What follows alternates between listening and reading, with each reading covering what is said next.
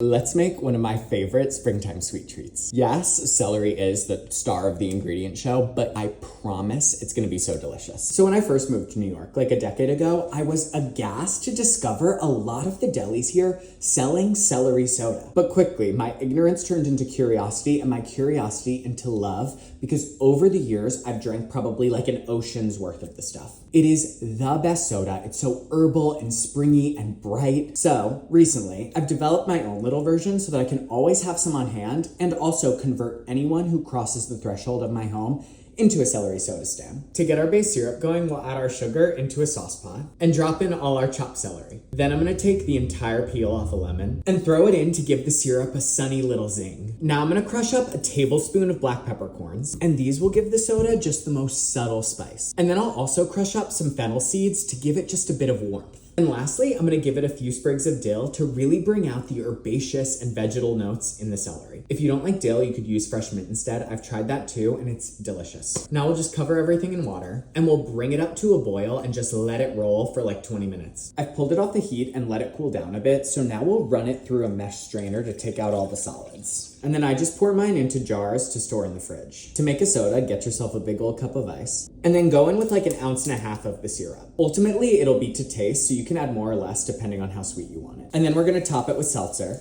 and give it a good stir. I give it a squeeze of lemon just for some brightness, and then garnish with a celery stalk, of course. Let's give her a taste.